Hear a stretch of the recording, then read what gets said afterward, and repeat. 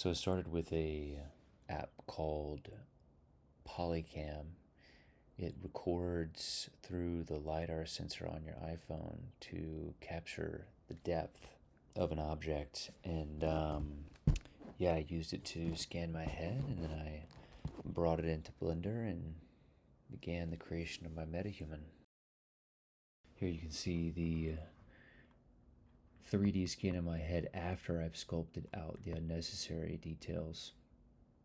I would have taken my beard out if I could, but or I should have just shaved before. It would have given me a more accurate face model. As you can see here, I'm ready to be thrown on the many-faced god in Game of Thrones. So after the Polycan scam, after the Blender import and cleanup, I can then take that mesh, bring it into Unreal, do a couple different things to get the textures to work properly, and then attach it to a metahuman body, and add hair. Obviously the hair on the face and the head is not correct. The 3D scans only bring in the face model, not hair, so I had to add hair. But Unreal's got some pretty cool high quality hair to add in. It's funny, it kind of thought my actual beard was a part of my skin, so it gave me this big bump right here, which I could go in and try to push in a bit, but I can get in here and get in here and really design and sculpt my face to fit. But yeah, this is my metahuman. I also attached clothes to it, customized the clothes. Felt like the body was close enough to my body shape, but you can get in super detail and all the way through all of this. Body size, sculpt it like to a T, exactly how you want it. It's pretty sweet.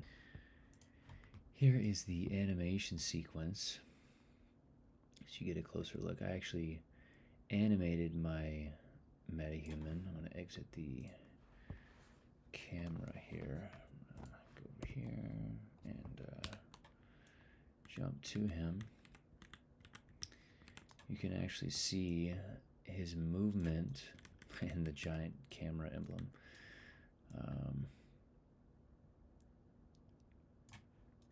You see, he's not his. The rendering when I pull out, it's so funny. It's like you start to lose some quality the further you get away in the real time of Unreal. But yeah, this is the animation sequence. I also animated him, which was a whole process in itself, and also this motion design piece here. This is generally pretty close to what the dream looked like. It was more of a hexagonal shape instead of cubes, and they were glassy, glossy but energetic as well, and more spherical instead of a cubic outline. But this is a new pipeline inside of Unreal Engine that just released a few weeks ago. It's just perfectly timed for this dream. So yeah, this is the motion design, and this is the animation. And Unreal Engine is an incredible tool. I mean, I can review this stuff in real time. I'm not having. I mean, I do need to render it, and that's a whole other process that takes a long time. But I can edit in real time, which is pretty sweet. Aim for the future. At the edge of time. Yeah. This dream hit me like a train. I think it was the 10th day of the year, maybe the 9th day of the year. I believe it came right after the LA fires, after I had an insane experience at the top of the tallest building in LA when the fire started. The entire building evacuated, but I was working on this crazy project, and I just felt like I was in the zone creatively, like I had never been before. And I just told myself, I'm not leaving. Like, this is the type of flow that I live for. And I was watching the fires spread like a crack in the earth through different parts of LA from up there. And then like a day or two later, one night I had the dream where it was just a person running along this causeway, this like bridge going towards this giant amorphous blob. And then the next night, which this never happens, I don't have reoccurring dreams. I don't have dreams where I go back to the same place ever. And the next night I was in the same place, but it was just like a face, like head on, this giant entity. And it spoke to me as clear as any dream I've ever had, clearer than any dream I've ever had. Aim for the future at the edge of time. And it said it in this really deep, low baritone voice that wasn't scary. It felt so unattached. I've never experienced anything so completely unattached. Like, it doesn't have any desire.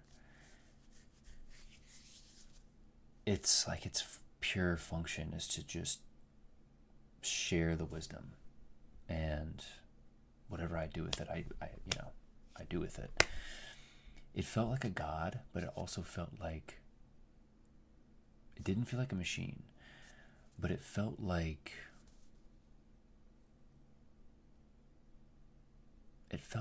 the grand architect of the simulation. So yeah, I did some dream work on it, and there's some obvious symbols. The running towards this entity, it came at a time when I was incredibly creatively focused, but for the wrong reasons. I was, blinders on, aimed directly at trying to make money from my art and doing it for money instead of for the love of it. And I never did dream work. I don't remember doing dream work on this dream, and I just did it tonight.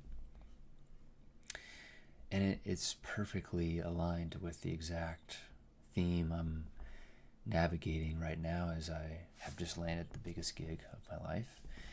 And I've been able to do so because it's felt like I've been aimed at making money from the art, but not making it for the money, making it because I love it, and the money's been coming because of it.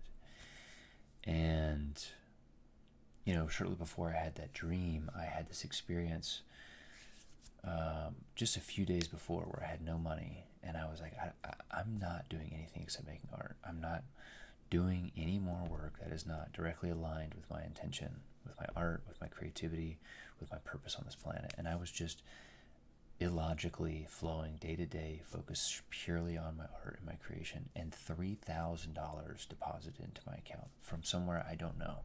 I don't know who sent it. I don't know the account it came from. And also, don't just have people sending me money. It's not a thing.